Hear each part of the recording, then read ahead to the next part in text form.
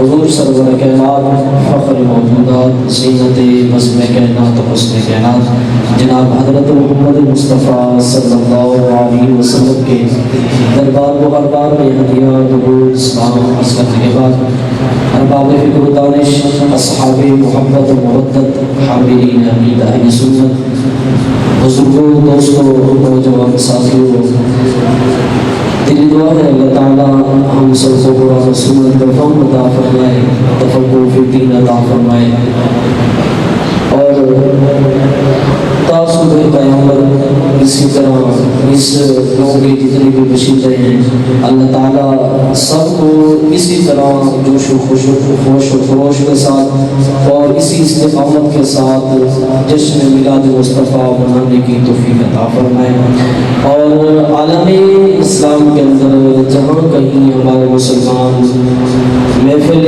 میلاد مصطفیٰ یا جلوس میلاد مصطفیٰ کے اندر اپنی شرکت کرتے ہیں، اللہ تعالیٰ سب کی حفاظت فرمائے۔ لمبا چوڑی میں نے گفتگو نہیں کرنی، بس انشاءاللہ چند باتیں ہیں حضور نبی علیہ الصلوۃ والسلام کی عظمت کے حوالے سے اپنی گفتگو کو ختم کریں گے۔ آج کے دن والی کائنات جناب حضرت محمد مصطفیٰ صلی اللہ علیہ وسلم کی ولادت باسعادت، نبی علیہ السلام کی آمد سے قبل زمانے کا حال کیا تھا؟ آپ سیرت کی کتابیں پڑھیں، مورخین کو پڑھیں، تاریخ کی کتب کو پڑھیں، زمانے کا اور بالخصوص جزیرہ عرب کا ایسا حال ہو چکا تھا کہ وہاں پہ انسانیت بھی دم توڑ چکی تھی، ثقافت کا ان سے دور کا بھی تعلق نہیں تھا۔ حضور نبی علیہ السلام کے آنے سے قبل زمانے کے اندر تکبر، غرور، ہڑدمی، تنگ نظری، بدفعلی، بدنگاہی، غلاظت، جہالت، بدعات، خرافات، یہ تمام تر چیزیں عام تھیں۔ یاد رکھیے گا کہ جس معاشرے کے اندر بگاڑ پیدا ہو جائے یا حکمرانی جو ہے وہ عروج میں پہنچ جائے، پھر میرے رب کا قانون ہے اللہ تعالیٰ ایک ایسے مقرب انسان کا انتخاب کرتا ہے جو لوگوں کو فطرت اسلام کی طرف بلاتا ہے۔ تو اس ماحول کے اندر میرے مصطفیٰ علیہ السلام کی ولادت بسعادت ہوئی۔ اس موضوع کو میں نے جمعے پر بیان کیا تھا چند باتیں، اب جو کہ اتنا وقت نہیں ہے کہ تفصیل گفتگو کی جائے، بہرحال میرے رب نے ارشاد فرمایا قد جاءکم من اللہ نور و کتاب مبین، کہ تحقیق تمہارے پاس اللہ کی جانب سے ایک روشن کتاب، ایک نور تشریف لے کے آیا۔ جمہور اور معتبر مفسرین کا قول یہی ہے کہ اس کتاب سے مراد قرآن مجید ہے اور اس نور سے مراد ذات مصطفیٰ صلی اللہ علیہ وسلم ہے۔ یاد رکھیے گا نبی علیہ السلام کی نور کے بارے میں جتنے بھی مکاتب فکر ہیں کسی کا کوئی اختلاف نہیں ہے،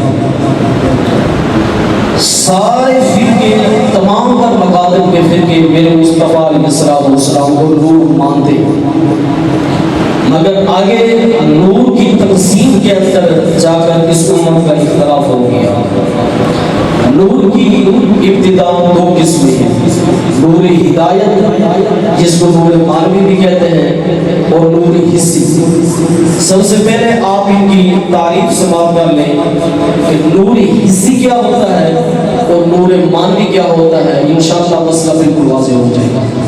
نور حسی جس کا ادراک کیا جاتا ہے، عقل سے جس کا ادراک کیا جاتا ہے، جس کو دیکھا جاتا ہے، سمجھا جاتا ہے، جس کو محسوس کیا جاتا ہے، یہ نور حسی ہے۔ نور معنوی کیا ہے کہ نبی علیہ السلام نور معنوی یعنی نور ہدایت بن کر آئے۔ نور معنوی کی تعریف یہی ہے جس کو ادراک نہ کیا جا سکے اس کو نور معنوی کہتے ہیں۔ مثال کے طور پہ عدل نور ہے، انصاف نور ہے، صدق نور ہے، سچائی نور ہے، مگر ان کا ادراک نہیں کیا جا سکتا۔ عقل کہتی ہے کہ یہ ساری چیزیں نور ہیں۔ نبی علیہ السلام اہل سنت کا عقیدہ ہے کہ نبی علیہ السلام کو اللہ تعالیٰ نے نور حسی بھی عطا فرمایا تھا اور اللہ تعالیٰ نے نور معنوی بھی عطا فرمایا تھا، جبکہ کچھ لوگ ہیں جو نبی علیہ السلام کے نور حسی کا انکار کرتے ہیں، کہتے ہیں کہ حضور بشر تھے، حضور نور نہیں تھے۔ اہل سنت کا یہی عقیدہ ہے، ہم پیارے مصطفیٰ علیہ السلام کو بشر بھی مانتے ہیں مگر اپنے جیسا نہیں مانتے، افضل البشر مانتے ہیں، خیر البشر مانتے ہیں، اور اسی طرح نبی علیہ السلام کو ہم نور ہدایت بھی تسلیم کرتے ہیں۔ تو یاد رکھیے گا، نبی علیہ السلام سے نور ہدایت کبھی بھی جدا نہیں ہوا۔ ہر لحظہ، سال کا ہر مہینہ، مہینے کا ہر ہفتہ، ہفتے کا ہر دن، دن کا ہر گھنٹہ السلام نور رہیں گے، لیکن جو نور حسی ہے کبھی کبھار نبی علیہ السلام سے نور حسی کا جو ہے وہ منفک ہو جاتا، یعنی جدا ہو جاتا۔ نور حسی مثال کے طور پہ نبی علیہ السلام ایک کمرے میں موجود ہے، وہاں پہ اندھیرا بھی ہے، اس وقت نور معنوی کا حضور پہ غلبہ رہتا، اور جب تک ہے نور حسی کی مثال ہے۔ انشاءاللہ اسی پہ میں چند باتیں کر کے اپنی گفتگو کو ختم کرتا ہوں۔ جواہر کے اندر حدیث پاک موجود ہے، حدیث کی راویہ ہے ام المومنین جناب حضرت عائشہ صدیقہ رضی اللہ تعالی عنہا۔ آپ فرماتی ہیں کہ میں اپنے حجرے میں بیٹھی تھی اور میں کپڑے سلی کر رہی تھی، میرے ہاتھ سے فسقطت الابرۃ، میرے ہاتھ سے سوئی گر گئی، فطلبتها، میں اس وقت کی چہرے کی مسکراہٹ کی وجہ سے چہرے سے یوں نور چھلک رہا تھا کہ پورا کمرہ روشن ہو گیا اور میری سوئی مجھے مل گئی۔ تو یہ نور جو ہے نبی علیہ السلام کا نور حسی ہے، حصے یہ معلوم ہوتا تھا، اور نبی علیہ السلام کے نور کا ظہور ہوتا تھا۔ سوزن گمشد ملتی ہے تبسم سے تیرے، سوزن گمشد ملتی ہے تبسم سے تیرے، شام صبح کو بناتا ہے اجالا تیرا۔ یہ حضور نبی علیہ السلام کے نور حسی کی مثال ہے۔ اگلی روایت بھی ایک نبی علیہ السلام کے وہ خاتون، وہ خوش نصیب خاتون جنہوں نے نبی علیہ السلام کو دودھ پلایا تھا، قبیلہ بنو سعد، وہ خوش قسمت قبیلہ ہے کہ جہاں پر نبی علیہ السلام نے ایام رضاعت کو گزارا، یعنی وہاں پہ نبی علیہ السلام تشریف لے گئے، اور حضرت حلیمہ سعدیہ رضی اللہ تعالی عنہا انہوں نے نبی علیہ السلام کو دودھ پلایا تھا۔ تو حضرت قاضی ثناء اللہ پاکپتی رحمۃ اللہ علیہ تفسیر مظہری کے اندر اس روایت کو نقل کرتے ہیں کہ جب نبی علیہ السلام قبیلہ بنو سعد کی طرف تشریف نہیں لے کے گئے تھے تو حضرت حلیمہ سعدیہ کے گھر کے اندر فاقے تھے، غربت تھی، کھانے پینے کے لیے کچھ مہیا نہیں تھا، لیکن جب نبی علیہ السلام تشریف لے کے گئے تو کیا پھر ہوا، ہر طرف سے بہاریں ہیں، ہر طرف سے نور ہی نور ہے، ہر طرف سے نور کا ماحول ہے جب نبی علیہ السلام تشریف لے کے جاتے ہیں۔ اور حضرت حلیمہ سعدیہ رضی اللہ تعالی عنہا آپ سے ایک روایت منقول ہے کہ آپ فرماتی ہیں کہ ہمیں جہاں پر بھی ضرورت پڑتی روشنی کی تو میں مصطفیٰ علیہ السلام کو اپنے ہاتھوں پہ اٹھاتی اور اس کمرے میں لے جاتی، تو نبی علیہ السلام کے جانے کی عنہا آپ کے پاس آئی اور آ کر کہا حلیمہ سعدیہ تو اتنی امیر ہو گئی ہے کہ جب قبیلہ بنو سعد کی وہ امیر ترین عورتیں بھی اپنے گھر کے چراغ کو گل کر دیتی ہیں، ہم دیکھتی ہیں کہ تیرے گھر سے نور کی کرنیں یوں چھم چھم برس رہی ہوتی ہیں، کیا تو اتنی امیر ہو گئی ہے اپنے چراغ کو بھی گل نہیں کرتی؟ حضرت حلیمہ سعدیہ رضی اللہ تعالی عنہا آپ نے فرمایا کہ میں بتانا چاہتی ہوں وہ نور کون سا ہے۔ انہوں نے کہا کہ کون سا خزانہ تمہارے ہاتھ میں لا گیا ہے؟ کہ رات کو بھی تم اپنا چراغ کھول نہیں کرتے. حضرت حلیمہ سعدیہ رضی اللہ تعالی عنہا آپ نے ساری عورتوں کو ساتھ لیا اور اس قبر میں لے گئی جہاں پہ نبی علیہ الصلوۃ والسلام تشریف فرما تھے. حضور نبی علیہ الصلوۃ والسلام بخوڑ میں تشریف فرما تھے. حضور کی طرف اشارہ کر کے کہتے ہیں ما کننا نحتاج الی السراج من یوم، فرمایا جب سے یہ چاند آیا ہے ہم نے سارے دیے توڑ دیے. جب سے یہ چاند آیا ہے ہم نے سارے دیے توڑ دیے ہیں. مبارک ہو اے حلیمہ، اے مبارک ہو اے حلیمہ، کیوں؟ تو محمد کی بیٹی بن کے رہی ہے. دیے کی ضرورت نہ مشعل کی حاجت، عجب تو نے توفیق پائی حلیمہ. میرے مصطفیٰ علیہ السلام کا نور کتنا تھا. اور صحابی کا مزاج دیکھتے ہیں. نام ہے جابر بن سمرہ، کہتے ہیں کہ میں گھر سے باہر نکلا، چودھری کا چاند چمک رہا تھا اور میں کبھی چودھری کے چاند کو دیکھتا، کبھی چہرہ مصطفیٰ کو دیکھتا. میرے مصطفیٰ علیہ السلام یمنی چادر پہن کر، مزمل کی چادر پہن کے گھر سے باہر نکلتی ہیں. چودھری کا چاند بھی چمک رہا تھا، میرے مصطفیٰ کا چہرہ بھی چمک رہا تھا. میں کبھی بندوہا کے چہرے کو دیکھتا، کبھی چودھری کے چاند کو دیکھتا اور دل میں یہ سوچ رہا تھا کہ چودھری کا چاند زیادہ خوبصورت ہے یا آمنہ کا لال زیادہ خوبصورت ہے. حضرت جابر بن سمرہ فرماتے ہیں میری زبان سے بے ساختہ یہ الفاظ نکلے فَإِذَا أَحْسَنُ عِنْدِي مِنَ الْقَمَرِ، نہیں چودھری کا چاند زیادہ خوبصورت نہیں ہے، آمنہ کا لال زیادہ خوبصورت ہے. خدا نے اس سچائی پنچ دیا جدے وچ محمد نے ڈالیا سی حسینہ جمیلہ کا منہ موڑ دیتا محمد بنا کے قلم توڑ. نبی علیہ السلام خوبصورت کتنے تھے؟ دیکھیں کہ حسن وہ ہوتا ہے، محبوب وہ ہوتا ہے جس کے اوصاف کو بھی زوال نہیں ہوتا، جس کے حسن و جمال کو بھی زوال نہیں ہوتا. ایک بندہ تھا وزیر اعظم تھا، اب نہیں ہے، یہ محبوب نہیں ہو سکتا. ایک بندہ جوانی کے اندر خوبصورت تھا، اب بڑھاپا آیا ہے، اب سونا نہیں ہو سکتا، محبوب نہیں ہو سکتا. مگر میرے مصطفیٰ علیہ السلام کی وہ ذات ہے جن کے اوصاف کو بھی زوال نہیں ہے، جس کے حسن و جمال کو بھی زوال نہیں ہے. سنیوں کا امام، ہندوستان کا راجہ، عاشقوں کا امام احمد اللہ خان فاضل بریلوی رحمۃ اللہ علیہ، آپ فرماتے ہیں کہ سرور کہوں کہ مالک مولا کہوں تجھے، باغ خلیل کا گل زیبا کہوں تجھے، تیرے تو وصف عیب تنہائی سے ہے بری، حیران میرے شاہ کیا کیا کہوں تجھے. اب توجہ فرمائے، جو گریمر کو جانتے ہیں وہ مجھے داد دیں گے. میرے امام فرماتے ہیں تیرے تو وصف، یہ صیغہ واحد ہے، یہ جمع نہیں ہے، یہ جمع قلت، جمع منتہل جمع نہیں ہے. پھر کیا مطلب بنے گا؟ کیا میرے نبی کا ایک وصف عیوب سے پاک ہے؟ حضور کے باقی اوصاف کیا وہ عیوب سے پاک نہیں ہے؟ نہیں. کلام رضا کو سمجھنے کے لیے فکر میرے علی کی ضرورت ہے. اس وصف سے مراد، جن سے وصف مراد ہے جو قلیل و کثیر تمام کو شامل ہے.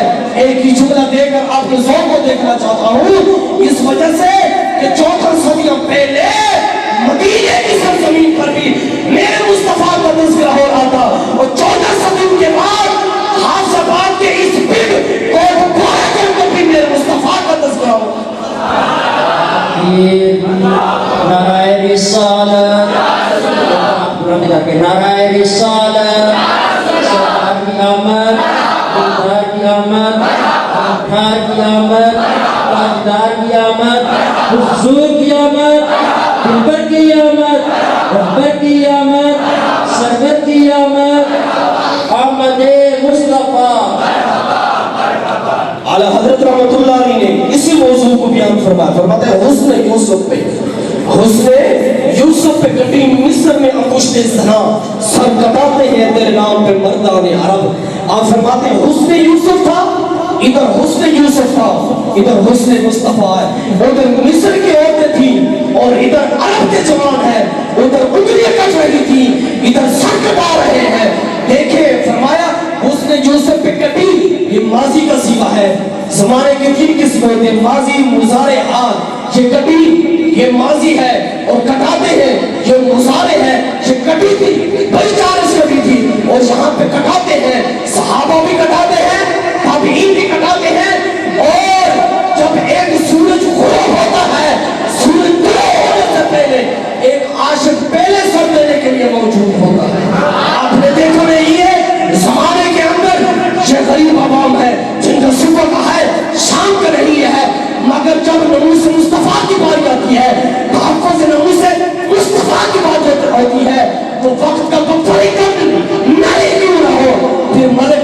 حسین قادری اپنی جان کو قربان کر کے کہتا ہے میں صدقے یا رسول اللہ.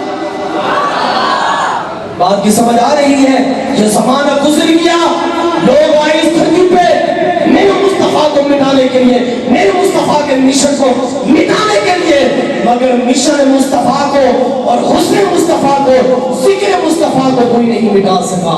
مٹ گئے، مٹتے ہیں، مٹ جائیں گے آدھا تیرے، نہ مٹا ہے نہ مٹے گا کبھی چرچا تیرا یا رسول اللہ. اگلی روایت میں بیان کر کے اپنی گفتگو کو ختم کرتا ہوں کہ حضرت یوسف علیہ السلام خوبصورت کتنے تھے، سونے کتنے تھے.